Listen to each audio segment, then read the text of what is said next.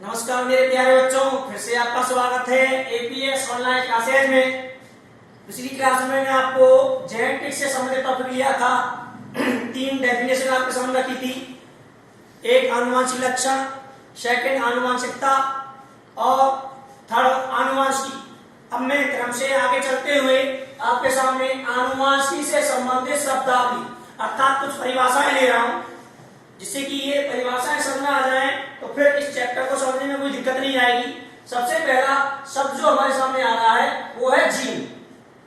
Gene मैंने बताया था, जीन का अर्थ होता है टू ग्रोथ, जिससे जेनेटिक शब्द बनता है। कहते कैसे हैं जीन? सजीवों के लक्षणों को, सजीवों के प्रत्येक लक्षणों को नियंत्रित करने वाले कारकों को, इन कारकों को जीन कहा जाता है। और जीन शब्द सबसे पहले जॉनसन ने दिया था। जॉनसन ने 3 शब्द दिए थे जीन के साथ, आपका जीनोटाइप और फिनोटाइप और जीन, ये तीनों ही शब्द आपके जॉनसन ने प्रतिपादित किए। अर्थात सजीवों के लक्षणों को नियंत्रित करने वाले कारकों को जीन कहा जाता है। सजीवों के लक्षणों को नियंत्रित करने वाले कारकों को जीन कहा जाता है। अगली डेफिनेशन है आपकी युग्म विकल्पी। युग्म विकल्पी को कहते हैं एलील। एलील भी कहा जाता है इसको, या एलोमॉर्फ। इसे एलील या एलोमॉर्फ भी बोला जाता है। कहते कैसे हैं? एक ही लक्षण को, देखो नाम से जाएगा युग्म विकल्पी। युग्म माने जोड़ा, युग्म माने जोड़ा, विकल्पी माने कोई विकल्प, किसी लक्षण को चुनने का विकल्प। अर्थात एक ही लक्षण को नियंत्रित करने वाले जीनों का जोड़ा। लक्षण एक है लेकिन कंट्रोल करने वाले उसको 2 हैं, और 2 से बनता है एक जोड़ा। 2 से बनता है एक जोड़ा। अर्थात डेफिनेशन क्या होगी इसकी? एक ही लक्षण को नियंत्रित करने वाले जीनों के जोड़ा को युग्म विकल्पी कहा जाता है। युग्म विकल्पी कहा जाता है। और ये 2 प्रकार के होते हैं युग्म विकल्पी। युग्म विकल्पी 2 प्रकार के होते हैं। पहला है समयुग्मजी, दूसरा है विषमयुग्मजी। समयुग्मजी मीन्स होता है सम, सम माने समान, समान से होता है शुद्ध, बिल्कुल प्योर। विषम माने असमान, अर्थात उसे संकर या अशुद्ध भी बोल सकते हैं आप, उसे संकर या अशुद्ध भी। समयुग्मजी किसे कहते हैं? जब युग्म माने जोड़ा, जब युग्म के दोनों जीन समान हो, जब युग्म के दोनों जीन समान हो तो उसे समयुग्मजी कहते हैं। जैसे कैपिटल टी कैपिटल टी दोनों समान है, ये समयुग्मजी है। कैपिटल आर समान है, समयुग्मजी।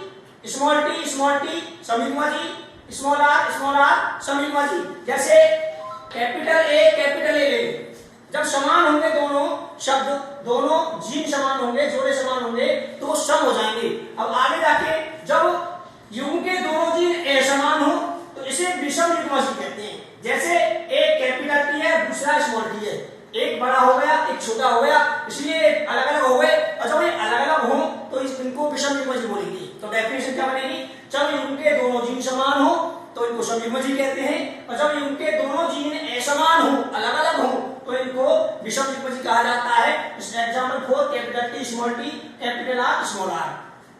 नेक्स्ट आपका है F1 पीढ़ी और F2 पीढ़ी। सबसे पहली बात जानना जरूरी है कि F1 और F2 इनके फुल नेम क्या है? First filial progeny, first filial progeny English में, और हिंदी में है प्रथम संतानीय पीढ़ी। ये हो जाएगा सेकंड फिलियल प्रोजेनी, द्वितीय संतानीय पीढ़ी। अर्थात F1 पीढ़ी किसे कहते हैं और F2 पीढ़ी किसे कहते हैं? 2 जनकों, जब 2 जनक कौन होंगे? एक नर होगा एक मादा होगा।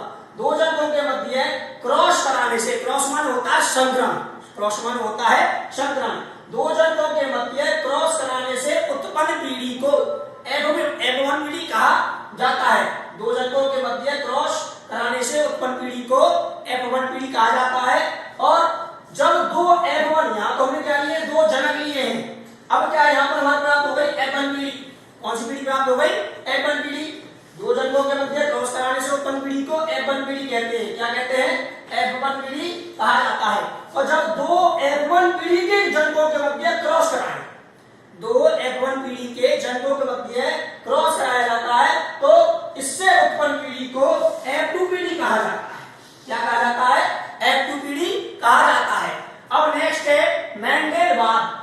ये जो आपने चैप्टर बताया मैंने 35, 36, 37, ये 2 चीजों में बटा हुआ है, मेंडेलवाद और नॉन मेंडेलवाद। तो पहले हम जानकारी कर रहे हैं मेंडेलवाद की। मेंडेलवाद मींस क्या होता है? मेंडलिज्म।